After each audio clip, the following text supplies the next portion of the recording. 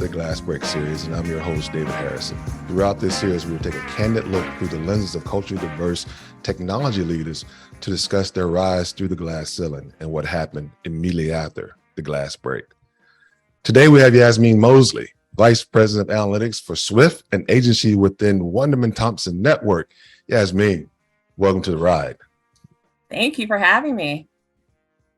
Welcome. So glad to have you here. So Yasmeen, what we want to do is we want to take the audience on a journey. We want them to understand who you are, what are some of the trials and tribulations you faced as you climbed within the corporate infrastructure and within your own community. What were some of the things that you faced that really molded you and drove you to where you are today? So Yasmeen, tell us where you grew up. So I grew up in Long Beach, but I am first generation Jamaican. I think that's a statement in itself. I think just like the upbringing, the culture has been an influence on me as an individual, as well as, my career. What I mean by that is not being afraid to wear multiple hats. People always made fun of it growing up, but really, it's pursuing your dreams and being open to trying multiple things. That's what I've always done in my career. I think second is having that confidence when you walk into a room. Jamaican people are proud. And I've learned that throughout my journey, you have to just be confident in yourself. You have to walk into a room and know that you can do it, whatever it is that you're thinking about. That's very interesting. So I want to make sure the audience knows which Long Beach. So we're talking. Oh, Long Beach, California. There we go. I actually lived in Long Beach for 4 years, so I know the area very well. So what was it like growing up in Long Beach? I mean, your parents evidently were immigrants in from Jamaica. So what was that like? What was the neighborhood like? It's a melting pot. Like, fortunately, my parents have always had that Jamaican attitude, strive to be better. But there were some poor times, right? And what that means is that, I was a lock and key kid, staying locked up in the house during the summer. Well, my parents, my dad worked at the post office. He also started a little side hustle of a roofing business, which is now still standing today. My mom was working as a marketing manager, pursuing her real estate dreams. She is a realtor today. But I was the one taking care of my younger brother, 7 years old, walking home from school, putting together the homework, the dinner, and all that good stuff, and trying to find something to do with my idle time. Right? It's like, you probably heard it. I talk to a lot of like my peers these days, and they're like, yeah, my parents said the same thing. Don't open a door for anyone. Even if Jesus comes knocking on this door, you don't open it. And so when you're spending all that idle time, it's like there's only so much TV you can watch, right? Yeah. So I've done things like try to teach myself a new language, 9 years old, reading books. I'm trying to write with my non-dominant hand, my left hand, to see if I can become ambidextrous and all that good stuff. But, growing up in Long Beach, I would say it's fun. It's a melting pot. I mean, I think it's probably one of the most diverse cities you'll ever come across in the United States, and diverse across race, diverse across, backgrounds, salaries, careers, and all that good stuff. Very nice. And for those who don't understand the term, lock key kids is when we were growing up, and I grew up in a single parent home. So my mom would go to work, and I had to go to school with a key around my neck, and that key was the key to the house. And so when I got home, the concepts is quite weird, because what your parents told you were the same thing my parents told me. Exactly. You go in the house, you lock the door, and you don't open the door for anyone. Now, I took that literally. So I was the youngest in my family. And so when my sisters would come home, I wouldn't open the door. So I have a similar story. My godfather came by to drop something off. Like, my dad never told me. And he knocked on the door and stood outside for 2 hours. And I was just like, I am sorry, I cannot open this door. And he got so upset, because it's my godfather. And he's like, why won't you open the door? She's talking to me through the screen. And my mom came home and she's like, you know what? You listen. Yeah. And I think that's really important, So you mentioned you had siblings. So how many brothers and sisters do you have? And how was that dynamic in the household? I have 2 brothers and 1 sister. There is a huge age gap, 10 years. 10 years between my older brother and myself. And so really, I kind of grew up as like the big sibling, right? If you think about a 10-year age difference, 7, 8 years old, those siblings are out of the house. Growing up, though, I think it's what makes you tough, especially if you have two brothers and a sister. You learn how to be rough and develop thick skin, constant banter. You also learn how to be protective of your stuff, if that makes sense. You know, having people come into your space, especially me being OCD, doesn't really work out. But I would say overall, it's fun. You know, weekends playing music, dancing while you're cleaning. Yeah. Very nice. You know, it's funny the dynamics between siblings and how that plays out based on where you sit in the hierarchy of the sibling channels, right? So, if you're the middle kid, you get less of the love. If you're the Yeah. baby, you get a lot of the love. And if you're the oldest, you get all the responsibilities. So it's amazing the dynamics that exist within that infrastructure. So what led you into the path you're in? Like, were your parents really strong on education, or like you talked about your dad, you know, being a postman and then the side business. So yet, you know, there's a running joke around, you know, the Always. Jamaican Yeah. heritage of having multi jobs, and you know, and you're a lazy bum if you don't have two jobs, right? So how did that affect you, seeing that type of work ethic in your home? Did that drive you the same direction? I think it drove me to not be afraid to try new things. Mm, You know, being first generation, anything, education is really important. You know, this is the country where you can attain your dreams and anything is possible. And it was told back then, anyways, that the pathway to do that was through education. So it was never, are you going to go to college? It was, what college are you going to go to? How I landed in analytics, ironically, though, I fell into it. I never saw myself being in analytics. You know, even today, when I look at the genetic makeup of those in analytics, like no one looks like me at right. all. It's like white cis male over 50. I am not any of those. But for me, I was in college, pre-med major. You know, I was like, I want to be a doctor. I want to be a pediatrician. I want to give back. I love babies, like all that good stuff. And I just had this moment in my sophomore year where I was just like, this is whack. Like, this is boring. I'm getting it, but I'm not driven. Like, I don't feel excited. And what I'm referencing, by the way, is biochem. Like, Hmm. that's probably the breaking point for most pre-med students. And so spoke to a friend about it who was in med school. They suggested changing your major, specifically because anyone can get into med school, right? You just take the MCAT. So I was like, oh my gosh, that's a great idea. I'm going to switch my major to business, and that way I have a backup plan. And I'll focus on marketing so that, you know, I can be around some creative people. I can think of cool things that, you know, I used to watch I Dream of Jeannie back in those summer days. And, you know, the husband made those taglines and jingles. I was pretty good at that, I think. So I changed my major, picked up an internship because, again, you have to have some experience if you really want to do this graduating. And so my first internship was at Capitol Records in the heart of LA. I Nice. randomly got it. I applied on a Craigslist ad, got this internship working and supporting Danielle Jonigan in the international marketing department. And so at the time, it was just like me and her. She was traveling a lot. The primary artists were Chingy, Snoop Dogg, Cherish. So now I'm starting to date myself a little bit. And I was there during like the social media like explosion, right? Right. I remember being in the office and Soulja Boy released his Crank That video on YouTube. And so you can imagine working at a record label when that happens and there's all this buzz on MySpace and things like that. And I see executives packing up their boxes. People are literally getting their pink slips. And my manager, the director at the time, Danielle, she came to me and she's just like, you know, you are great at this, but you need to get behind the scenes. She's like, that's where it's going to be at.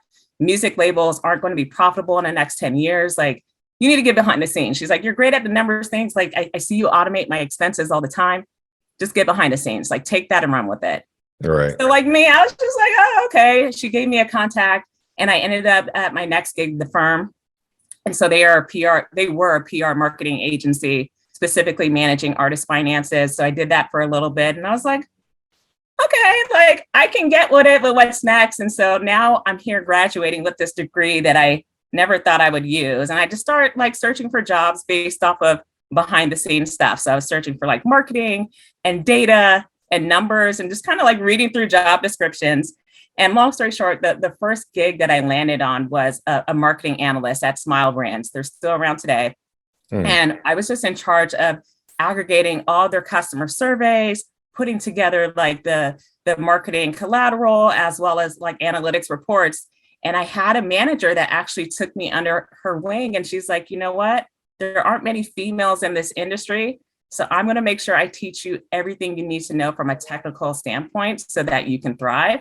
And so that's where I picked up SQL, I picked up Excel, I picked up Microsoft Access and all that good stuff. And, you know, I recognized early on that there was a ceiling, a low-hanging ceiling.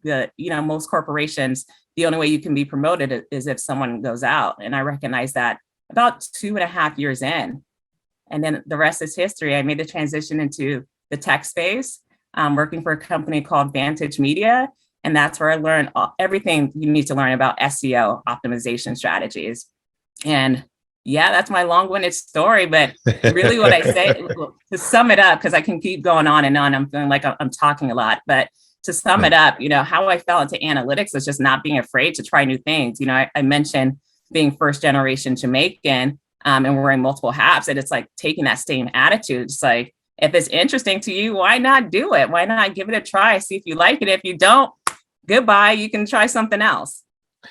I love that attitude. So let's take the audience back on how did you, those are traits that you pick up over time, right?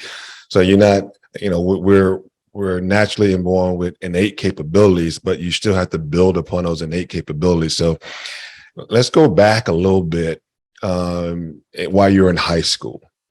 Like you're in high school, you're learning who Yasmeen is, what Yasmeen likes, and your parents are influencing you one way or the other. Can you take us through that time, and then what made you decide which college you were going to, and what was that decision point in your life, as that was kind of the first ceiling that you had to get through? Is like, I'm going to college. You mentioned earlier your parents, like it wasn't if, it was where. And so what were some of the things you went through in that time in your life when you start making decisions for yourself? The college selection process was pretty difficult for me. And it was difficult because, my parents immigrated here as adults, as 18 to 20-year-olds. So really, their college experience was about balancing a full-time job while working full-time. And so I mentioned that I was always told, where are you going? Not if you're going. So for me, it was just like select a college. I actually selected Texas Southern University. I was like, you know what? I want to go down south. I want to be around more people that look like me, because although I went to Long Beach Poly, I was in the PACE program, and the PACE program is a quote unquote gifted. I don't think they say that anymore, as they shouldn't. But it's a gifted program where even though the school, my graduating class was about 1,200, it was only 100 people in this program with 5 Black people in that program.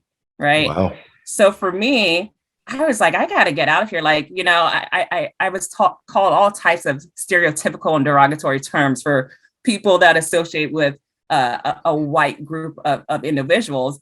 Right. So I was like, I'm going to go to a Black college. So I end up selecting Texas Southern University. I went to the Black College Expo, talked to one of the recruiters there, really loved the college.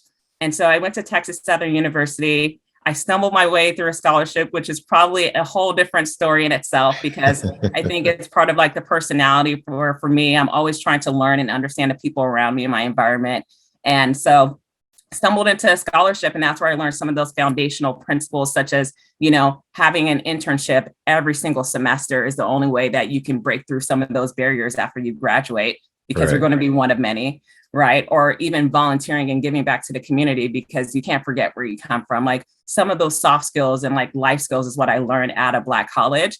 However, I did transfer 1 year in. I felt like I wasn't getting the education that I wanted or I needed, which again is probably a whole different conversation.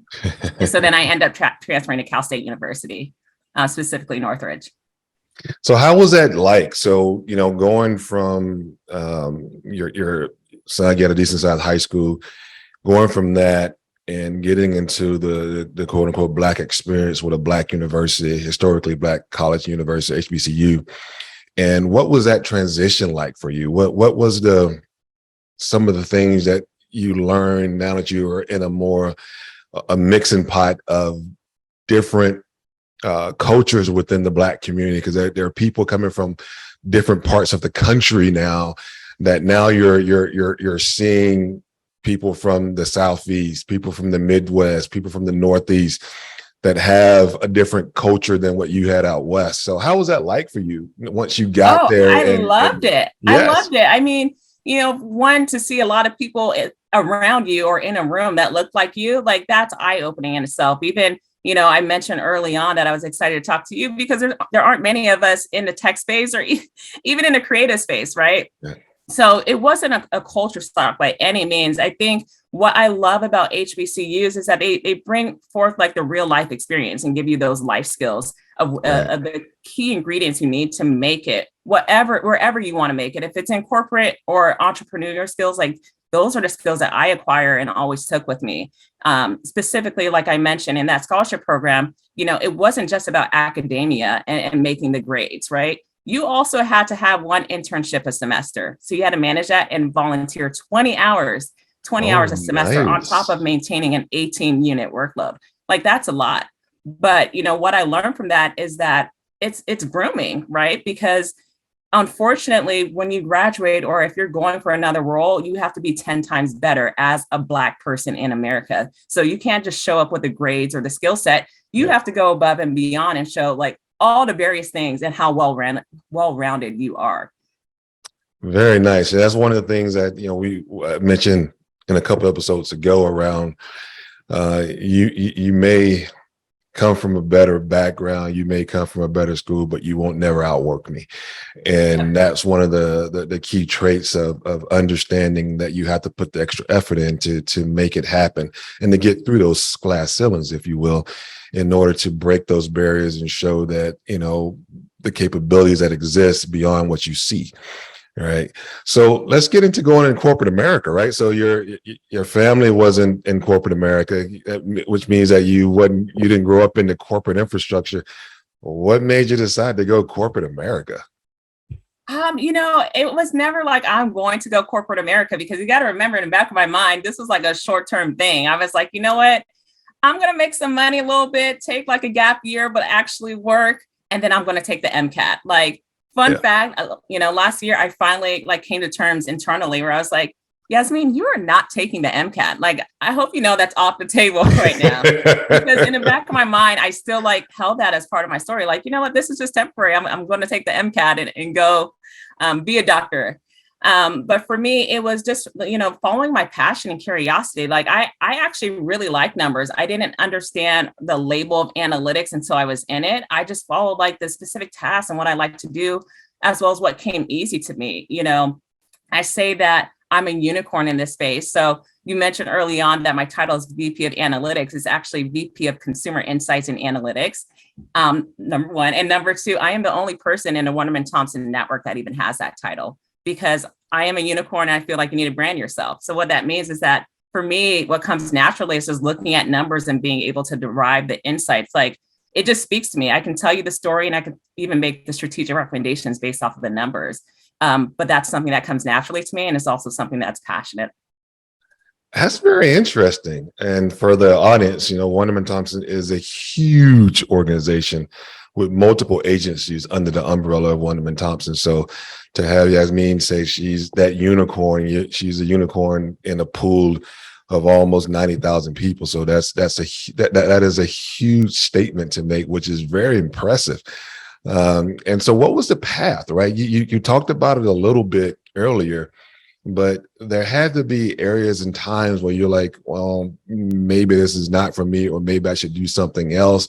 Or was it always point and shoot? I'm not changing. I may change the plan, but never the goal. It's that one. It's the latter. I may change the plan, but never the goal. I never saw anyone that looked like me, nor did I want to be like them, quote unquote, right, in analytics. Like, I didn't feel like I was very techy. Like, I can do enough and I know enough to be dangerous. But for me, I still wanted to be on the marketing side. Some of my first roles, early career, I was the only analyst amongst a ton of marketers, right? So while I'm in an analytics role, I'm housed within engineering, which I'm like, you guys don't look like me. Like, you're a white man over 40. And at the time I'm in my 20s, right? Black female sitting around a bunch of marketers. And so I always try to figure out a way to straddle the line. And so what that means is like figuring out how to speak two different languages, figuring out how to speak a coding language, right? But being able to translate that to a non-technical audience. And so I found that that was my gift. It came naturally to me. And at least it gave me that that community feeling, because I felt like I could still identify with those that were around me that I wanted to be around, but still hold on to my passion point of analytics. That's very nice. I mean, the concept of never deviating from your goal is an interesting one. And would you say that was kind of instilled from your parents and their drive? Because you mentioned your mom was doing marketing and then moved over into real estate, and your dad was postman and then moved into his own roofing company. Does that instill, or that drive come from those beginnings? Yeah, definitely. I say first generation Jamaican because we are so proud. And, one of the things that I take with me from childhood and I still own in corporate America is speaking affirmations into myself. Right. So as a young woman coming up, my mom used to make me, before I go to school, talk to myself, like say, you're so pretty. Like, oh my gosh, your skin is glowing. Like, you're the smartest person in the room. And so even today, I even tell my direct reports, like before a big meeting, you will catch me in the bathroom. Like if it's in person, I always come 15 minutes early. I'll go into the bathroom, freshen up a little bit, and you will hear me talking to myself. Like I am my own hype man. And I think it's like, if you know what you want to do and what you want to be, like have that confidence. No one else can tell you differently. You know yourself better than anyone else. I say things to data professionals, like when you're walking into the room, you are the smartest person in the room. You have the numbers. So how are you going to let somebody else tell you differently? Like you actually have the numbers. I love that. That's freaking awesome. And I'm sure someone heard you in the bathroom, was like, there's something wrong with her. No, they hear me and I tell them, I'm like, this is just my pep talk. But it's like, you gotta pour into yourself, right? Because sometimes you have to remind yourself who you are. And once you remind yourself, you can remind others. When I walk into a boardroom, I would say 99% of the time there isn't going to be anyone else that looks like me. That is true. Not only do I have to own my seat, but I have to use it. I love that. That's something that I will take away. Not only do I have to own my seat, I have to use it. And that is very important as you're getting through those ceilings that we talk about. Is once you're in that seat, what are you doing in that seat? Right. Yeah. And how are you driving and how you're making a difference in that seat. So one of the things that typically comes with being in that seat is the weight of carrying the community, if you will. So can you help us understand, how does that feel to you? Like you just mentioned you're first generation, you're Jamaican, you're female, and you of Black hue. So you're carrying a lot in that seat. So help the audience understand how you manage that, and then how do you reach back, because they can't be what they can't see. That's a loaded statement. I think it is a lot, but I own it. DE&I, it's not just a term or buzzword. Like that's always been important to me. For example, I partnered back in early 2020, I partnered with an apprentice company called New, because I recognized that the pipeline that I was getting for candidates wasn't diverse enough, right? I'm like, you're just finding people that worked at other agencies. Like I want people that worked outside the industry. I want people that may have like a unique or eclectic background, but could be a fit. And so I partnered with New because one, like outreach, like we had to redefine what that meant during COVID. But two, I didn't have that diverse pipeline. And then three, we had like the great resignation, which is still going on. So I'm like, I need help like recruiting. And so for me, it's just recognizing when things are wrong and taking that, taking that to heart, right? And taking ownership of it, taking that responsibility. For me, I always say sometimes I go rogue because, that partnership wasn't something that I asked for, right? I just asked for forgiveness, not permission. I was like, this is what I'm going to do. It's going to help my pipeline. I'm going to like staff my team with this diverse, accelerated team of analysts that can just do amazing things. And then you'll thank me later. And so that's what happened. But for me, it's just knowing what's important and recognizing what's right or wrong, and being willing to take the initiative to change it. And that is a good attitude to take in, and considering the weight that you're carrying and that you bear, the way you're handling that is very impressive. So let's go back a little bit. I want to understand the transition from a junior executive to an executive spot. Your movement from a director to VP. How did that happen, and how did that change you? Oh, it's funny. So I never wanted to be like an executive by any means. Like now, yes, I absolutely do. And I think it's just like recognizing when things are wrong, right, or right. And then if not you, who would it be? So for me, I never wanted to have direct reports. I tell my direct reports all the time. I have 20, by the way. So, but for me, it was just recognizing that, people weren't being managed correctly. Recognizing like gaps in my career along the way. So for example, I never had mentorship, or I never had anyone that was invested in my career and development. It was always like, do this task and be in somewhat of a dead end job. But really, I want people to grow. I want them to grow past me. And so I started creating like career development frameworks, and long story short, people started saying, I want to work for you. I want to help on this account. I can help you grow, like whatever it is, you do it. And so for me, it was taking a step back and recognizing again what I'm good at and why people gravitate towards me, and then figuring out a way to orchestrate it while making my accounts profitable. So the orchestration is the part I'm really interested in right now, because when you orchestrate, that means that there's a plan and there's an ends to the means. So how was that orchestration executed to get you to the VP role? What were some of the things that people saw and go, did you apply for the new role, or was the role created for you? It was created for me. So I think it probably comes back to like tips and tricks, right? Like I think one is recognizing like when you reach your ceiling. Two, speaking up. Like I have no problem telling you like this is what I want to do, but also creating a mini business case for myself and saying like this is why I'm doing it, right? And I think third is also recognizing, when things are sinking or if it's lost its course, and then making an action plan against that.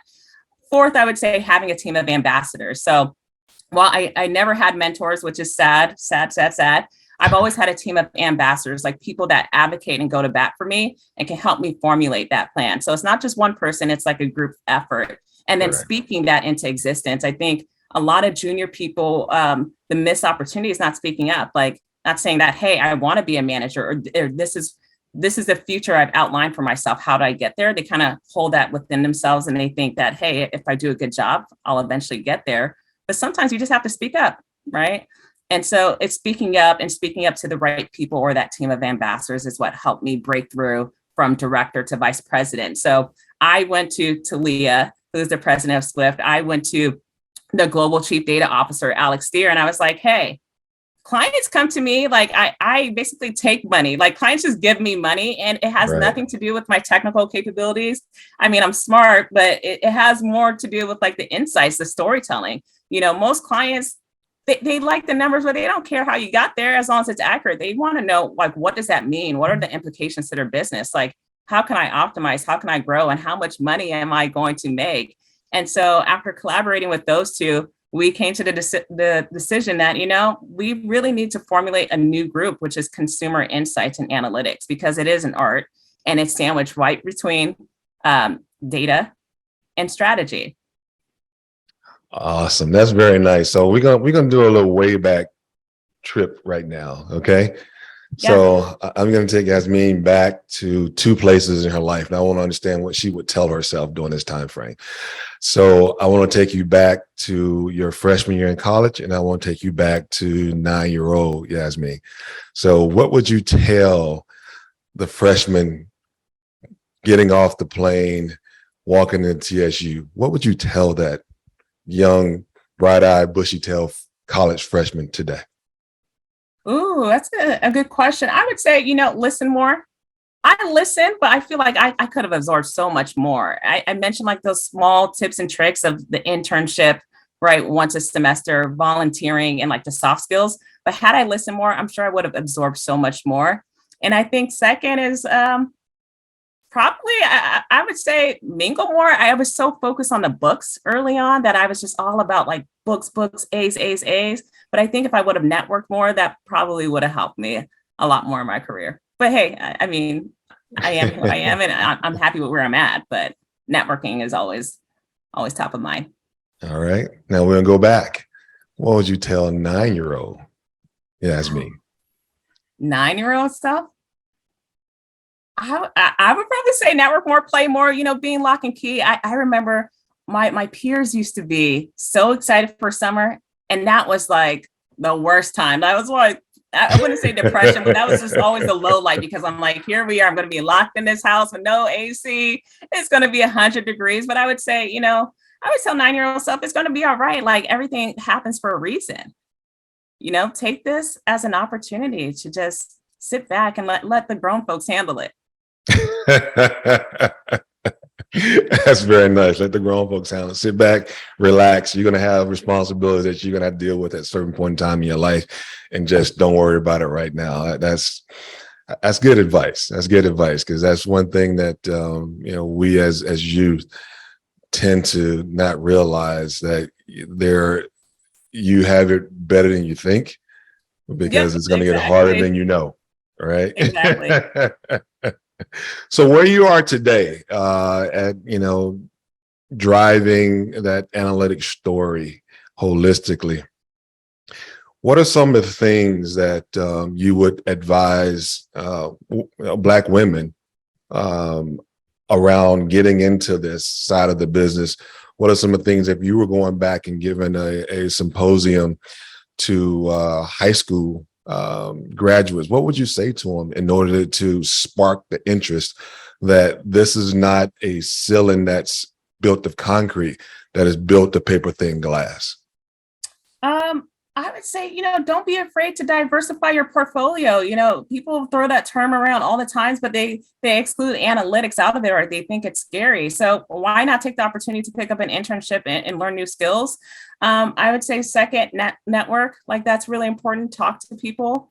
And then third, like for people that are already like have established that they're in analytics and they want to grow further, is that you got to be the king or queen of back pocket. Like you got to prep before you go into these meetings, and you got to be better than the next person. You got to have the answers. If you're a numbers person, like you got to anticipate some of the questions that people may ask you in a presentation, because that goes really far. It's not just about pulling numbers and then slapping numbers on a slide. It's about telling the story and the why behind it.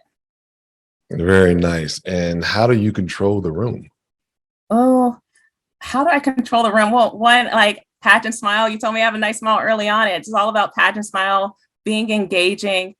Second, I lean on data visualization. That is a passion point of mine. I like my data to speak to the audience. So I always lean on like nice color palettes, nice charts, and also insights, right? If you're telling a compelling story and you're leading with like the headline statement first, that usually that captures people, and now they're invested and they want to learn more. So I think it comes down to selling in data, or speaking about data from a consultant's perspective.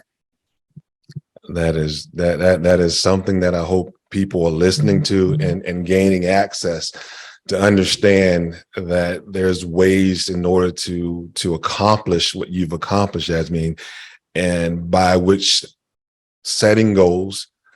You may change the plan, don't change the goal. Be very succinct and orchestrated at what you do. And make sure that those orchestrations are coming to bear. If you don't have mentors, have champions, right? So if I don't have someone that's mentoring me and keeping me in line, they help me go, find who your champions are, and let those champions rain the praise as you come toward that gate or that glass ceiling. This has been a very enjoyable conversation. I love your energy. It is infectious, and I see how you can command a room. I do appreciate you joining me on the ride, Yasmeen, and this is going to be a very fun podcast for everyone to listen to. Thank you. I appreciate your time, and I appreciate your story. Thanks for having me. Absolutely. Until next time, thank you all.